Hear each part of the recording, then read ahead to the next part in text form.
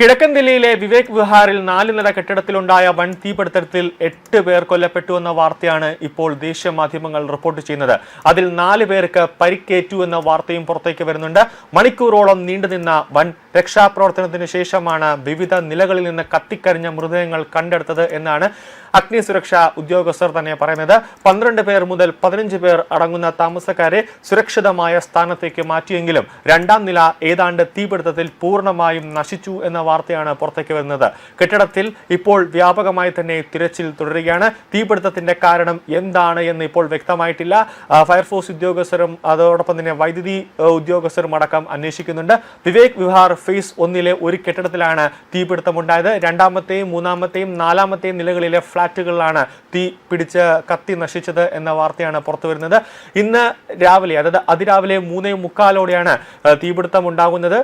അതിനുശേഷം ഉടനെ തന്നെ, അതായത് ഒരു 3:50 തന്നെ അഗ്നിശമന സേനയ്ക്ക് തീപിടുത്തത്തെക്കുറിച്ചുള്ള വിവരങ്ങൾ ലഭിക്കുന്നു. അവർ ദ്രുതഗതിയിൽ തന്നെ അവിടേക്ക് ഓടിയെത്തുന്നു. മുന്നറിയിപ്പ് ലഭിച്ച ഉടനെ തന്നെ പ്രാദേശിക പോലീസിനെയും അതോടൊപ്പം തന്നെ അഗ്നിശമന വകുപ്പുകൾ, ദുരന്ത നിവാരണ യൂണിറ്റുകൾ അടങ്ങുന്ന ഒരു ടീം തന്നെ സംഭവ സ്ഥലത്തേക്ക് പാഞ്ഞെത്തുന്ന ഒരു കാഴ്ചയാണ് ഉണ്ടായത്. തീപിടുത്തം ആരംഭിച്ചപ്പോൾ കെട്ടിടത്തിനുള്ളിൽ കുടുങ്ങിയ നിരവധി താമസക്കാരെ ഒഴിപ്പിക്കുന്നതിനാണ് ഏറ്റവും കൂടുതൽ മുൻഗണന നൽകിയത്. കൂടാതെ അടിയന്തരമായി തന്നെ ഈ കെട്ടിടത്തിലെ മുഴുവൻ ജനങ്ങളെയും അവിടെ താമസക്കാരെ അവിടെ നിന്ന് ഒഴിപ്പിക്കുന്ന ഒരു നീക്കമാണ് ആദ്യം ഉദ്യോഗസ്ഥരുടെ ഭാഗത്ത് നിന്നും ഉണ്ടായത്. വിവിധ നിലകളിൽ നിന്ന് 9 കത്തിക്കരിഞ്ഞ മൃതദേഹങ്ങളാണ് കണ്ടെടുത്തത്.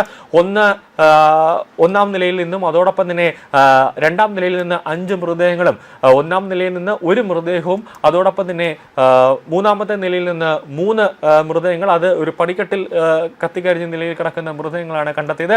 മൃതദേഹങ്ങൾ ഡൽഹി പോലീസ് സംഘത്തിന് കൈമാറിയിട്ടുണ്ട്. ഇനി അതിന്റെ ഒരു പരിശോധന നടക്കേണ്ടതുണ്ട്. ഇൻക്വസ്റ്റ് എല്ലാം തന്നെ പൂർത്തിയാക്കേണ്ടതുണ്ട്. അടിയന്തര സേവനത്തിന് ശേഷം 10 മുതൽ 15 താമസക്കാരെ ഇപ്പോൾ ഫ്ളാറ്റിൽ നിന്നും ഒഴിപ്പിച്ച് അവരൊരു സുരക്ഷിതമായ ഒരു സ്ഥാനത്തേക്ക്, അതായത് സർക്കാരിന് തന്നെ നിയന്ത്രണത്തിലുള്ള ഒരു കെട്ടിടത്തിലേക്ക് മാറ്റി താമസിപ്പിക്കുന്നു എന്നൊരു വാർത്തയും പുറത്തേക്ക് വരുന്നുണ്ട്. രക്ഷപ്പെടുത്തിയവരിൽ കുറഞ്ഞത് 2 പേർക്ക് നിസാര പരിക്കേറ്റു എന്നതാണ്. മരണസംഖ്യ ഉയരാനുള്ള ഇടയില്ല എന്ന് തന്നെയാണ് അറിയാൻ കഴിയുന്ന അനൗദ്യോഗികമായ വിവരങ്ങൾ. അവരെ ഇപ്പോൾ, അതായത് പരിക്കേറ്റവരെ ഇപ്പോൾ ഗുരു തേജ് ബഹാദൂർ ആശുപത്രിയിലേക്ക് പ്രവേശിപ്പിച്ചു. തീ നിയന്ത്രണ വിധേയമായിട്ടുണ്ടെങ്കിലും ഇപ്പോഴും അവിടെ ഫയർഫോഴ്സിന്റെ ഒരു 3 യൂണിറ്റ് അവിടെ ക്യാമ്പ് ചെയ്യുന്നുണ്ട്. തീപിടുത്തത്തിന്റെ കാരണം ഇപ്പോൾ ഫയർഫോഴ്സ് ഉദ്യോഗസ്ഥർ അന്വേഷിച്ചുകൊണ്ടിരിക്കുകയാണ്. നിലവിൽ ഇപ്പോൾ deputy police commissioner Rajendra Prasad മീണയുടെ അഭിപ്രായത്തിൽ രക്ഷാപ്രവർത്തകർ സ്ഥലത്ത് ഇപ്പോൾ വലിയ രീതിയിലുള്ള ഒരു പരിശോധന നടക്കുകയാണ്. കൂടാതെ മരണസംഖ്യ ഔദ്യോഗികമായി തന്നെ സ്ഥിരീകരിച്ചിട്ടുണ്ട്. രാവിലെ തീപിടുത്തത്തെക്കുറിച്ചാണ് ഇപ്പോൾ ഒരു അഗ്നിശമന സേനയ്ക്ക് ആദ്യം കോൾ വന്നത്. അങ്ങനെയാണ് ഇവർ സ്ഥലത്തെത്തിയത്. ആദ്യം 2 യൂണിറ്റ് സ്ഥലത്തെത്തുന്നു. അത്രയും യൂണിറ്റ് പോരാ എന്ന് മനസ്സിലാക്കിയതിനു ശേഷം കൂടുതൽ യൂണിറ്റുകൾ വിഹാറിലേക്ക് പാഞ്ഞെത്തുന്ന ഒരു കാഴ്ച കണ്ടു. ഇവിടെ നിന്ന് 3-4 മൃതദേഹങ്ങളാണ് ആദ്യമേ തന്നെ കണ്ടെടുത്തത്.